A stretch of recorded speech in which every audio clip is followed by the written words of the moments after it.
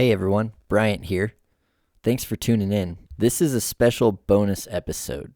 I wanted to take this chance to say thank you for listening. It's been really fun starting this project with Eric. We've just gotten complete support from so many different people. We made a top 10 list of just dream guests that we'd love to have on the show. And so far, everyone we've talked to has said yes, and so I just want to say thank you to anyone who's been on the show, anyone who's agreed to be on the show. We're humbled, and it's just awesome to see what God's doing with this and how it's been moving along, and we're excited to see where it goes.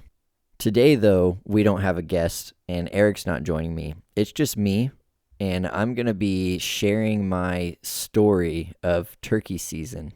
Quite a long write-up that I wrote here, but hopefully anyone who loves hunting in Oregon, loves turkey hunting will enjoy listening to this super long write-up of a first-time turkey hunter who happened to find success in the turkey woods this year. Don't forget to join our Facebook group. That's kind of where we've been having the real-life community, not just the listening to the podcast community.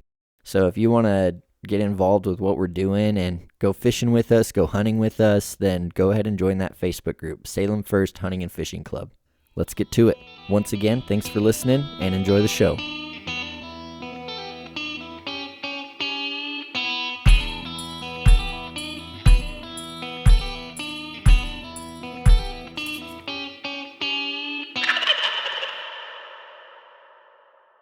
I didn't hunt when I was growing up. I always wanted to. But coming from a non-hunting family meant that my hunting endeavors were limited to shooting starlings on my family's hobby farm in rural Yamhill County. I sure fished a lot, almost every day, and certainly every week. I would ride my bike to the nearby Yamhill River and catch smallmouth bass. I was always jealous of my peers from hunting families who would get to go on Eastern Oregon hunt camps and come back to school with stories of chasing elk and deer around the high desert. As soon as I was old enough to hunt without an accompanying adult, 18 years of age, I bought my tags and headed for the coastal mountains, which stood just outside of my hometown. That year, I killed my first deer only 15 minutes away from my house in the industrial timberlands of Western Oregon. Love of the mountains and the outdoors was always a strong part of my identity, but hunting down deer in the rain unleashed a whole different passion that would grip me for years to come. There are a few things that all new hunters feel the need to do, almost like it is pre-programmed into them. First, they go and buy the most expensive rifle and scope they can afford, usually something that far outpaces their marksmanship skills. Then they put in for a bunch of Eastern Oregon tags in areas hours away from their houses that they will likely not have any time to scout. And finally, they buy the sports pack, a tag deal the state of Oregon offers to buy all your hunting and fishing tags and licenses in one purchase. Well, I was too poor to afford a new rifle, so my 1972 30-06 had to do. And I was not smart enough to realize that hunting in the wet Western Oregon brush is much harder than hunting in the wide open Eastern units, so putting in for tags never crossed my mind. But I did have that new hunter ambition, which pushed me to spend nearly $200 on the sports pack and receive a bear tag, a deer tag, an elk tag, salmon and steelhead tags, combination hunting and fishing license, parking permit, upland waterfowl validation, and finally, my spring turkey tag. A few years later, I realized my folly, that I didn't even hunt for most of those animals in my young career as a self-taught hunter. I stopped buying the sports pack. 3 turkey tags wasted without even a thought.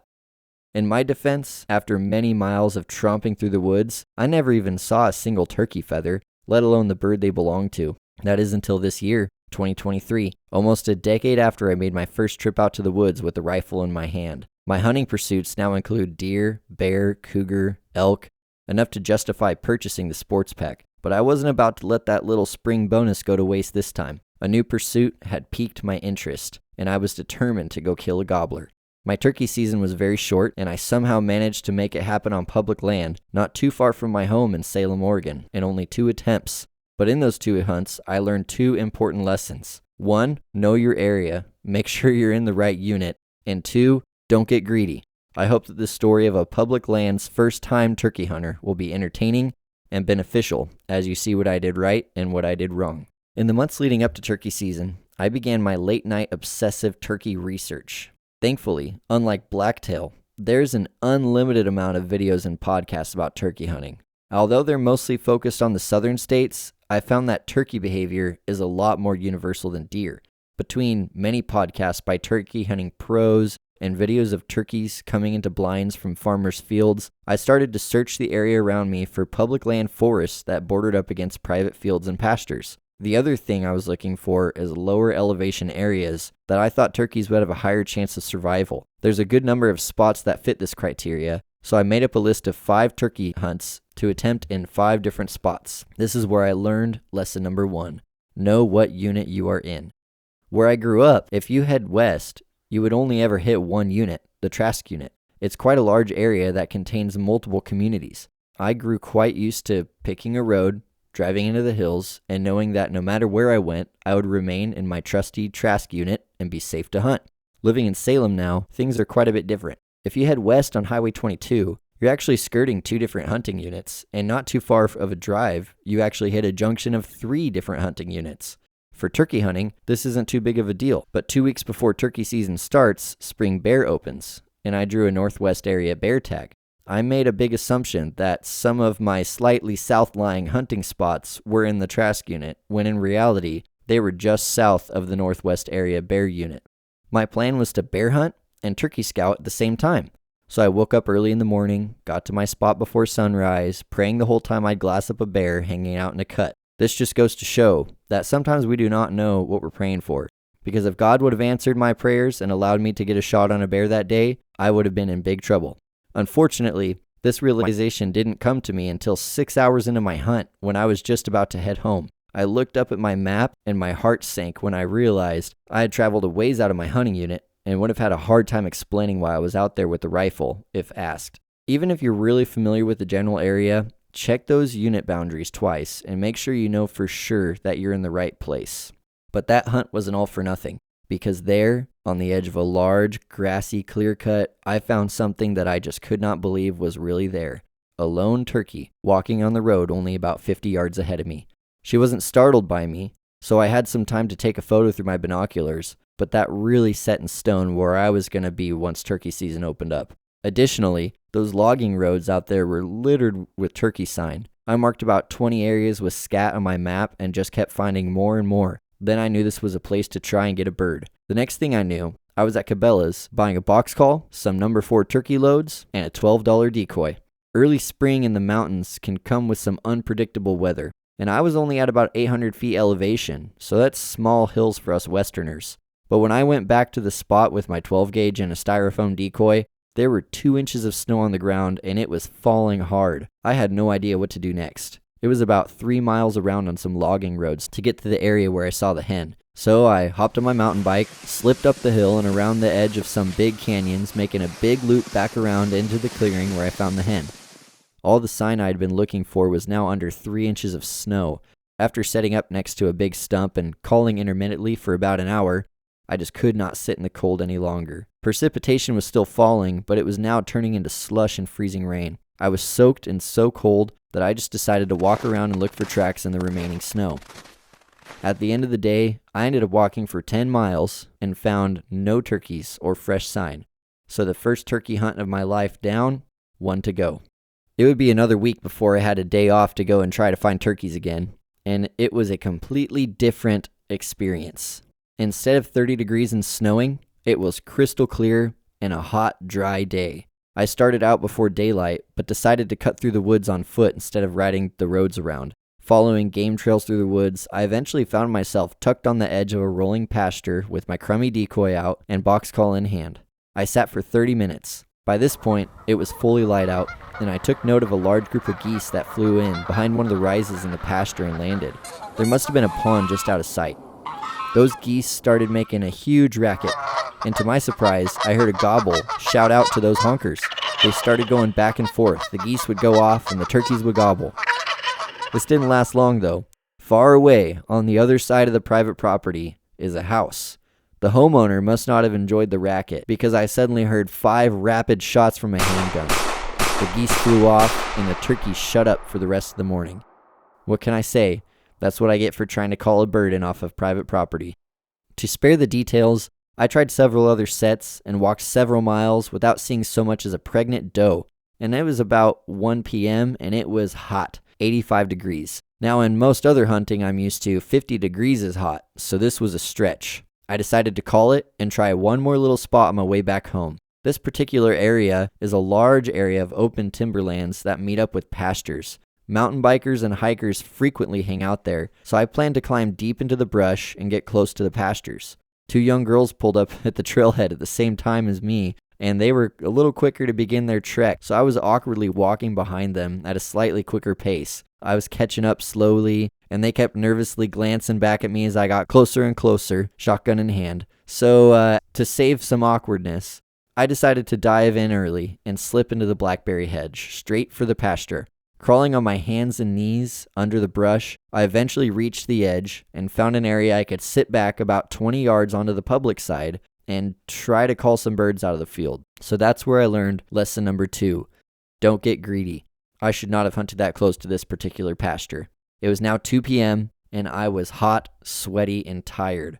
Almost falling asleep, I told myself I'd call every 5 minutes until 2:30, then head home. There were so many things wrong with this setup. It was hot. It was the middle of the day. I didn't even really hide myself, and my decoy looked like this scarecrow version of a turkey. I realized all this and was getting bored of sitting in the heat without hearing any birds. So by 2:15, I began messing with the box call, not even really paying attention. I figured out how to make it purr, and I was just scratching around when all of a sudden I heard a gobble echo through the woods from the pasture, and I could not believe my ears. After a whole day of hearing nothing but ravens, my heart started pounding. I tried to tuck myself up into the tree as tight as I could, and I got my gun ready. So here's what I did right. I set up so that there was a slight rise between me and the field, so that they could not see where I was coming from until they were in range. The fence boundary was trampled down, so there was nothing to prevent the birds from walking right over to me, and the property boundary was at the top of the mound, so as soon as I could see a turkey coming in, he would be within range and legal to shoot. They say when you get a bird to gobble, to just stop calling and let it come in, but I just could not help myself. This turkey was talking and coming in fast.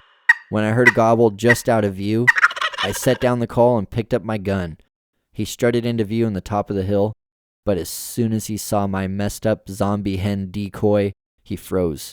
Even though I didn't move a muscle, and I was completely camoed up, he turned and looked right at me. I had my gun pointed at him, and all that I could see was head and chest. He had a visible beard, definitely a good Tom. I was afraid that if both my eyes were open, he recognized the symmetry of my face and bolt, so I only had one eye open. But this became a problem when I began to hyperventilate, and I felt like my breathing was causing my whole body to tremble. I went blind. Because I was so fixated on him not moving my one open eye, I lost my sight and had to open both my eyes and blink hard to see. When I could see again, that turkey was already gone. But I didn't give up, and I called again to try to bring him back over. That's when I heard more birds gobbling even further away across the pasture. It was a whole group of gobblers, gobbling over each other every time I called. They would gobble and gobble, but they were not coming in. It actually took me about 30 minutes of calling and purring and clucking before these birds finally made an appearance. It was a group of jakes. The first head pokes over the hill, and then another, until there are 8 eyes cautiously eyeing my decoy and scanning everywhere. Unfortunately, they came over faster than I expected, and my gun was down. But 2 of the 4 were already across the property line. They did not like my decoy, and as soon as they got close, they made some nervous putts and stuck their heads way up in the air, frozen. One of them spotted me reaching for my gun and putted again. I had to act quick, so I just quickly pulled my gun up and shot the closest bird. He dropped and flopped. I ran over to grab him. It was a perfect headshot, not a single shot in the breast. I measured out the distance, 30 yards on the dot. I began celebrating and thanking God. I was so excited. I was running around, throwing my hands in the air. If anyone was with me, I certainly would have been hooting and hollering. But then it all stopped when I hear someone yell, "Who's shooting down there?" Turns out there were horses in that pasture that I shot next to, and the landowner was not happy that I fired a gun that close to her property. I didn't even realize anyone was out there.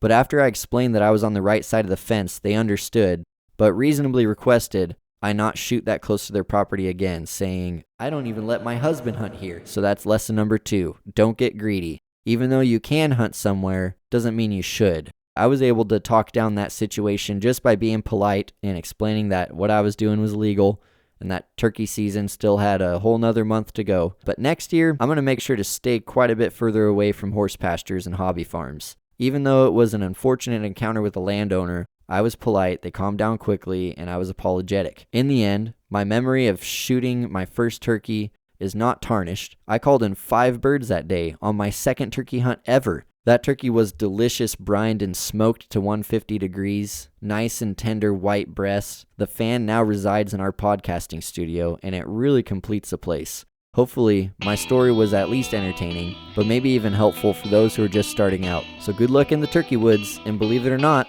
they are out there.